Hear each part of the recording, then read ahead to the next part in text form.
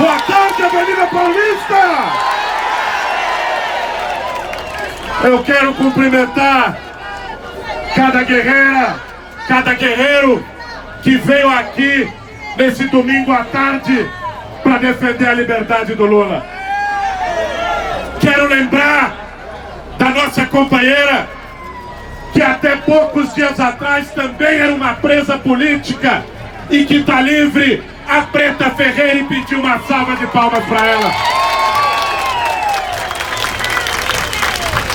Hoje nós estamos aqui entre ativistas, militantes de movimentos, de partidos. Está aqui com a gente também o Valfrido Vardi, advogado, jurista, que escreveu o livro que ajudou a desmascarar essa fraude que a Lava Jato fez nesse país. Está aqui com a gente de várias ocupações, de Sem Teto de São Paulo, o pessoal do Movimento Sem Teto lá do ABC, que teve junto em frente ao Sindicato dos Metalúrgicos quando prenderam o Lula, e que depois fez a ocupação simbólica daquele triplex, mostrando a farsa que eles tinham feito. Olhem, o Bolsonaro, a turma deles, a turma da Fiesp, adora chamar Sem Teto de vagabundo, sem terra de vagabundo. A gente que luta e vai às ruas, eles chamam de vagabundo. Aqui na Avenida Paulista, nós vamos dizer em alto e bom som quem são os vagabundos nesse país. Vagabundo não é quem luta por direito. Vagabundo é quem ficou 27 anos como deputado e não fez nada pelo Brasil. Vagabundo é quem indica filho embaixador porque sabe fritar hambúrguer. Vagabundo é o Queiroz, são os milicianos que mataram Marielle. Esses são vagabundos. Uma corja de vagabundos que lamentavelmente foi alçada por um golpe, por uma fraude ao Palácio do Planalto. Nós precisamos dizer para a sociedade brasileira por que é que nós viemos aqui hoje defender Lula livre.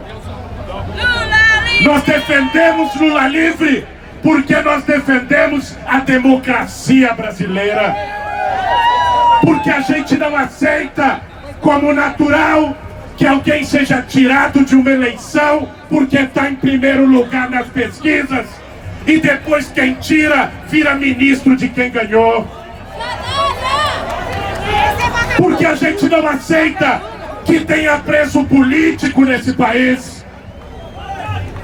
Nós defendemos Lula livre porque a gente não aceita que tenha juiz, xerife que se acha acima da lei.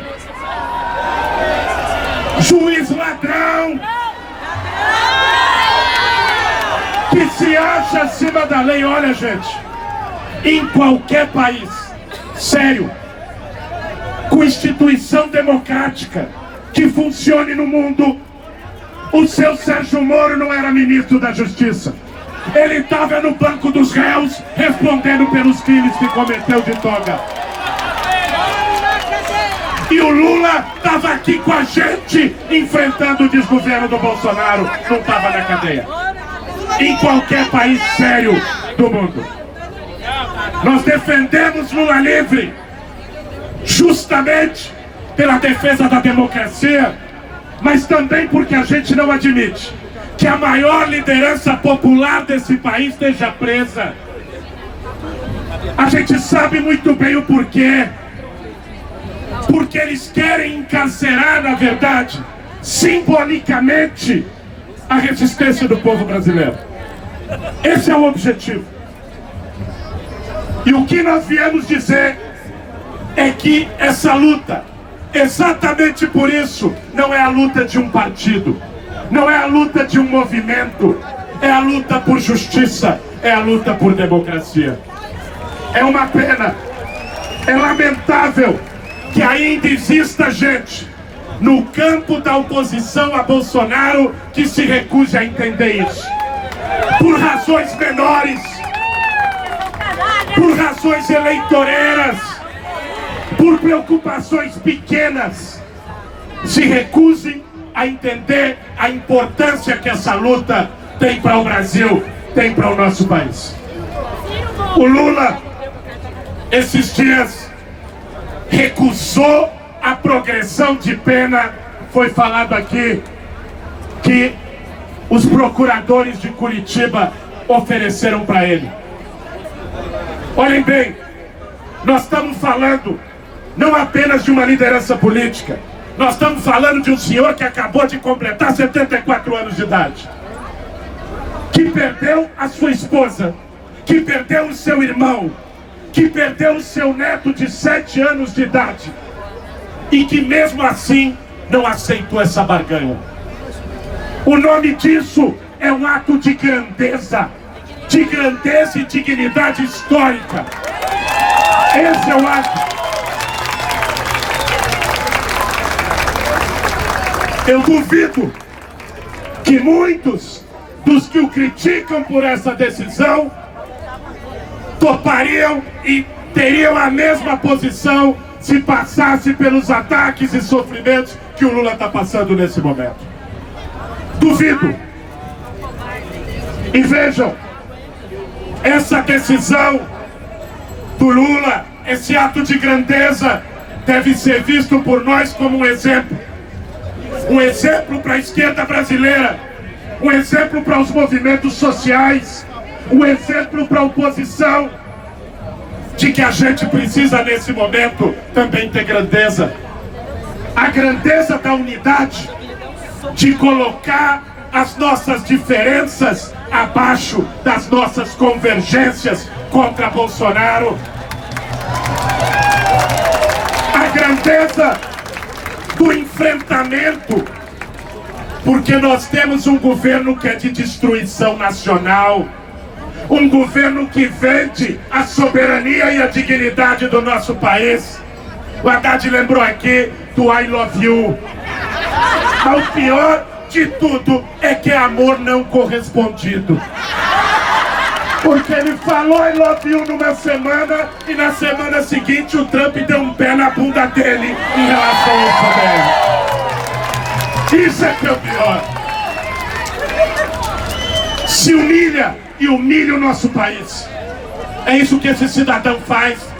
Eu não vi em 10 meses de governo Bolsonaro ele falar sobre emprego, ele falar sobre educação, a não ser para cortar, ele falar sobre direito do povo, ele falar sobre moradia, sobre terra, a não ser para arrancar recurso.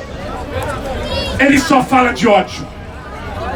E se nós temos do lado de lá um governo de ódio e de destruição, nós não podemos mais ter do lado de cá uma oposição bem comportada que só fica na internet. Já passou da hora da gente trazer esse sentimento e esse enfrentamento para as ruas cada vez mais, da gente transformar essa insatisfação em indignação, em luta. Tá aí o povo equatoriano dando exemplo como se lida com traidores. Esse é o caminho. Esse é o caminho. Agora, a gente sabe muito bem quais são os limites das instituições desse país. O quanto a democracia brasileira está prejudicada. Mas quando Lula negou a progressão, ele jogou a responsabilidade para que o Supremo Tribunal Federal vote a suspeição do juiz Sérgio Moro. Não como um favor, mas que faça isso como seu dever jurídico. Que cumpra o Código de Processo Penal, que cumpra a Constituição e que decida. Esse Supremo tem que decidir se ele vai ser lembrado pela covardia como o Supremo de 64 que chancelou o golpe, ou se ele vai ter coragem de reparar a injustiça que está sendo feita contra Luiz Inácio Lula da Silva. Vai ter que decidir. Não tenho dúvida. Agora, é uma questão de tempo. As mensagens do Intercept, as porcarias do governo Bolsonaro, o Moro, que era tão falante como juiz, calou o bico como ministro e é cúmplice do Laranjal, é cúmplice dos milicianos. É uma questão de tempo para que a gente saia vitorioso desse processo. Vai chegar o dia, eu acredito que mais cedo do que muitos imaginam, que a gente vai olhar na cara deles e dizer: Moro tá preso, babaca! Dallagnol tá preso, babaca! É isso que nós vamos dizer. Essa justiça histórica vai ser feita. E não tenho a menor dúvida, em nenhum momento, por mais que os tempos ainda estejam duros, por mais que os tempos ainda estejam sombrios, nós estamos do lado certo da história. O mundo está vendo, o Brasil está vendo, a história está vendo. É uma questão de tempo. E nós temos que trabalhar nas ruas desse país para que esse tempo seja o menor possível. Para que a gente traga o Lula livre. Para que a gente derrote o Bolsonaro e construa uma nova alternativa nesse país. Um novo futuro para o Brasil. Valeu, gente! Parabéns pela luta! Vamos seguindo!